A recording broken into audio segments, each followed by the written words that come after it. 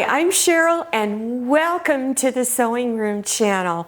Well, it's getting closer to the Christmas season and you gotta get ready. And that's my little grandson Parker in the back that you hear. And he's excited about Christmas too. And he likes this little project I'm making, and it is a Christmas tree napkin. So when you're selecting your fabrics, all you need to make sure that you select a light and a dark fabric so that there's a sharp contrast. Okay, let's get started. To make the napkin, you need a large piece of paper. And I'm using paper like this, it's on a roll. This is 12-inch wide paper. And I got it at Home Depot, and it's great for making patterns on it. And it's in the paint department. You'll see all different sizes and thicknesses of this paper. It's very inexpensive.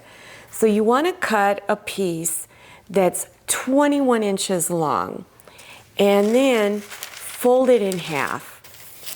And I'm going to use these little magnets to get it to lay kind of flat.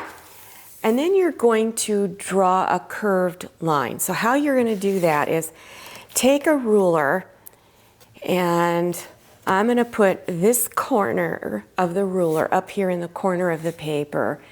And I'm going to start down here drawing a little line. So I'm just going to put a little mark there, then move it, and still on the 10.5-inch line, make sure you've got your corner staying up here.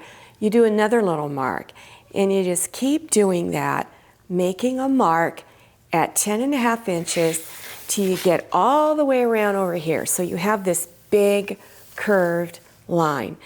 Then you're going to go ahead, leave it folded, and cut on that line.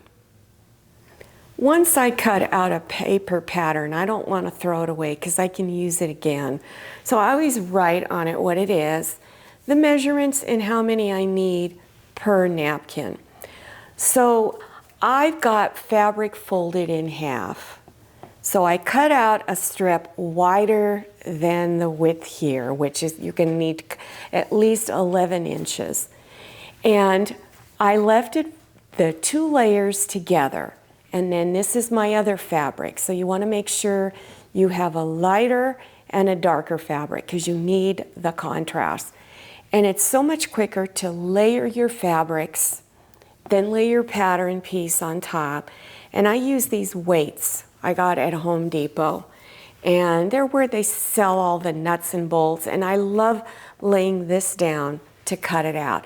Then if you don't have a rotary cutter, trace around your pattern and then pin the fabric together so it doesn't shift while you're cutting it out with scissors.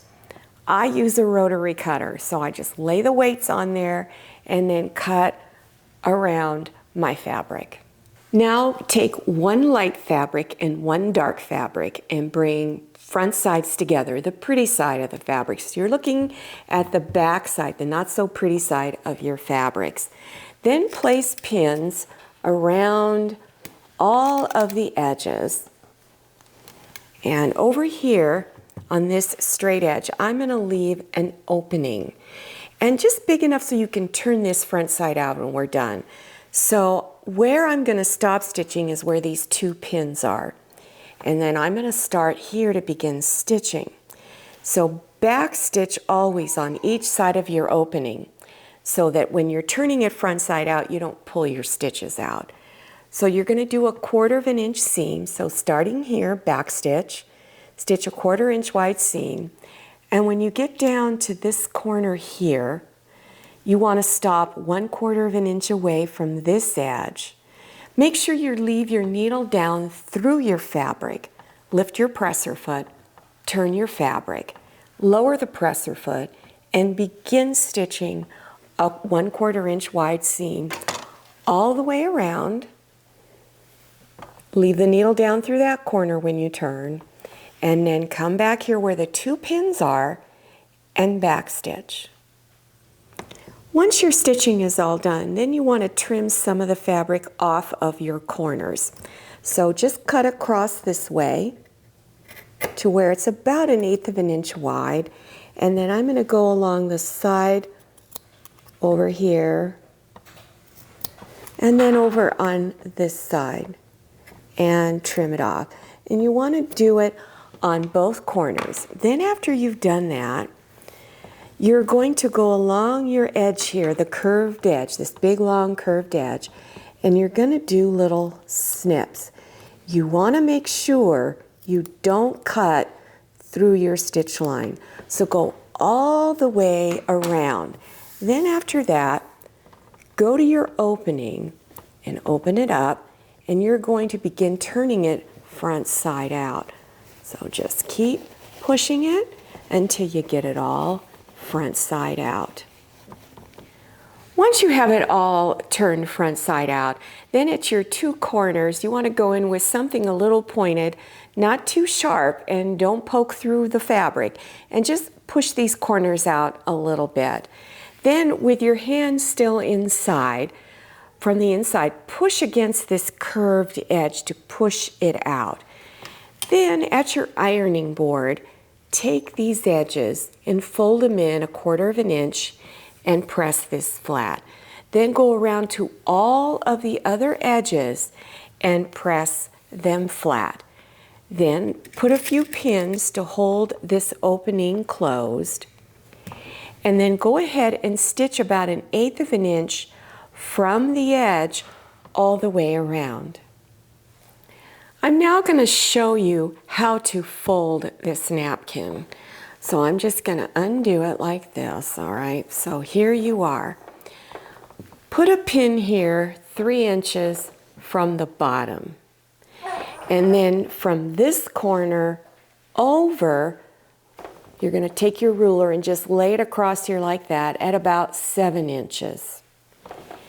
Then take it and fold it over across like this to where this edge hits that pin. So now you got it, and then press it. Then I like to leave about 1/2 inch or so of it extending out past the edge here, and then fold it again like this so it goes straight up here at this corner, and then press it. And then leave a little bit more and fold it over. And then press. And then fold it one more time. And that's how you fold a napkin. Well, I hope you enjoyed this tutorial. If you're interested in other Christmas project tutorials, check below your YouTube screen for those video links. And don't forget to follow me on Instagram, and make sure you go to Facebook and check out my Facebook page. Thank you so much for watching. I'll see you next time, and happy sewing. If you like the Sewing Room channel, one of the best ways to show your support is to subscribe by clicking on that red subscribe button and give this video a thumbs up. And don't forget to click on share to share this video with your friends. And make sure you click on the bell so you receive notifications for all my new videos. I'm Cheryl. This is Manny. See you next time.